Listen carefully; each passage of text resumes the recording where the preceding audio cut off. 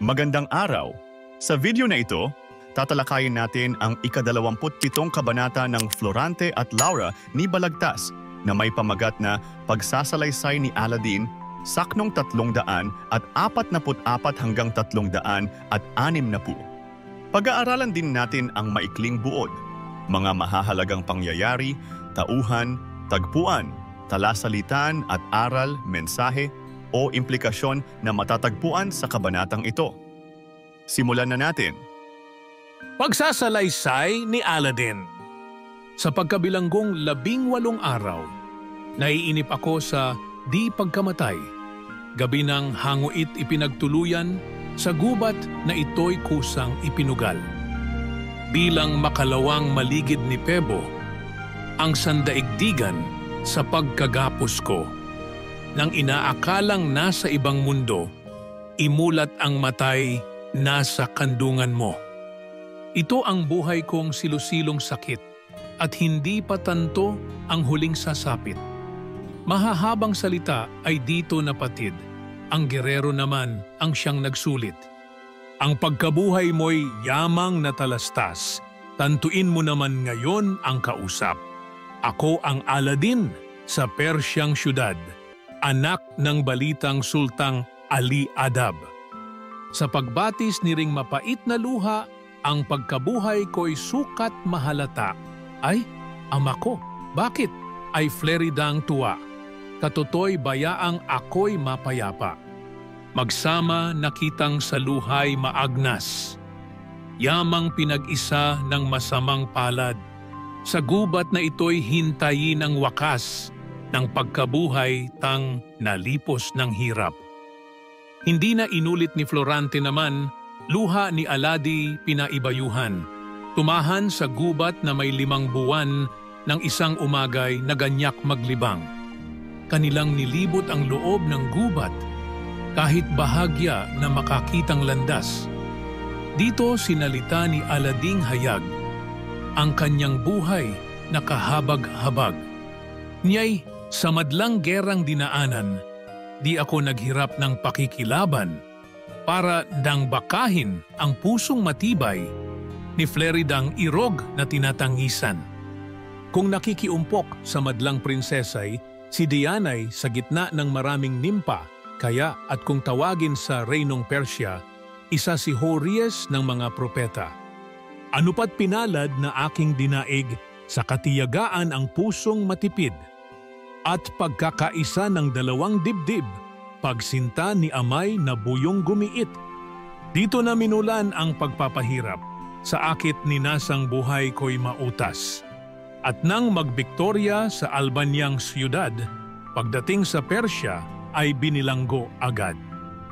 At ang ibinuhat na kasalanan ko, di pa utos niya'y iniwan ang hukbo. At nang mabalitang reyno'y nabawi mo, nooy hinatulang pugutan ng ulo.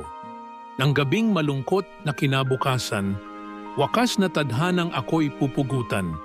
Sa karsel ay nasok ang isang general. Dala ang patawad na lalong pamatay. Tadhanang mahigpit ay malis pagdaka. Huwag mabukasan sa reyno ng Persya. Sa munting pagsuway buhay ko ang dusa. Sinunod ko't utos ng hari ko't ama.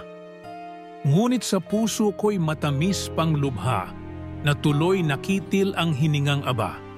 Huwag ang may buhay na nagugunita, iba ang may kandong sa langit ko't tuwa. May 6 na ngayong taong walang likat, nang nilibot-libot na kasamay hirap. Napatigil dito't sila'y may namatyag, nagsasalitaan sa loob ng gubat.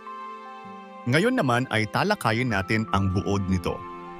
Si Aladdin, isang prinsipe mula sa Persya at anak ni Sultang Ali Adab, ay nagkukuwento ng kanyang malungkot na karanasan kay Florante sa gitna ng gubat.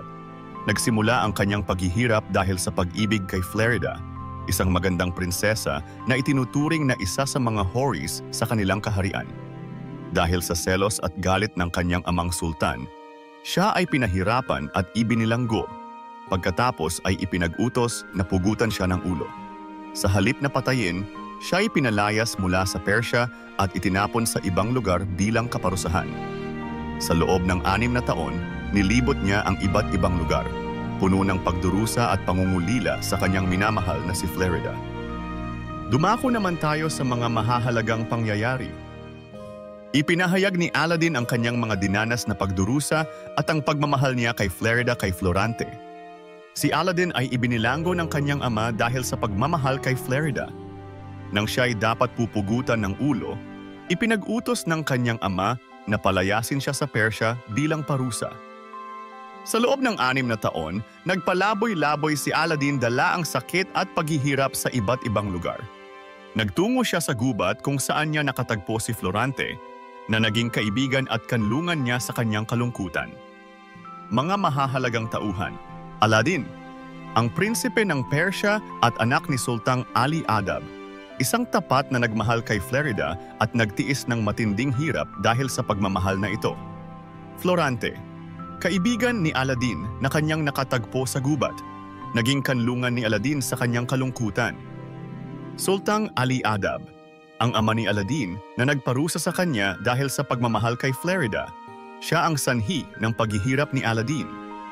Florida, ang iniibig ni Aladdin na itinuturing na isa sa mga pinakamaganda sa kanilang kaharian. Dumako naman tayo sa tagpuan. Ang tagpuan ng kabanata ay sa loob ng gubat kung saan nagkukwento si Aladdin ng kanyang mga naranasang paghihirap. Ngayon naman ay talakayin natin ang mga talasalitaan na ginamit dito. Pebo, araw o sikat ng araw. Kandungan, kanlungan o kalinga. Guerrero, mandirigma o sundalo. Namatyag, napansin o napagmasdan. Horis, mga magaganda at makalangit na nilalang sa paniniwala ng mga Muslim. Carcel, kulungan o piitan. Reino, kaharian o imperyo. Pagviktorya, pagtatagumpay o pagkapanalo. At ngayon ay alamin naman natin ang mga aral o mensahe ng tula. Ipinakikita ng kwento ni Aladdin na kahit ang tunay na pag-ibig ay kayang magtiis ng anumang hirap at sakripisyo. Ang kwento ni Aladdin ay nagbibigay diin sa kung paano ang inggit at selos, lalo na mula sa pamilya, ay maaaring magdulot ng matinding paghihirap at pagkasira ng ugnayan. Ang pagkakaibigan ni Florante at Aladdin sa gitna ng kanilang mga sariling paghihirap ay nagpapakita ng halaga ng pagkakaroon ng karamay at kaibigan sa panahon ng mga pagsubok. At diyan nagtatapos ang ika-27 kabanata ng Florante at Laura, pagsasalaysay ni Aladdin. Ano ang natutunan mo dito? I-comment mo na ang iyong sagot. Inaanyayahan ka din namin na i-like, subscribe, at i-click ang notification bell para lagi kang updated sa mga susunod naming videos. Hanggang sa muli, maraming salamat sa panonood.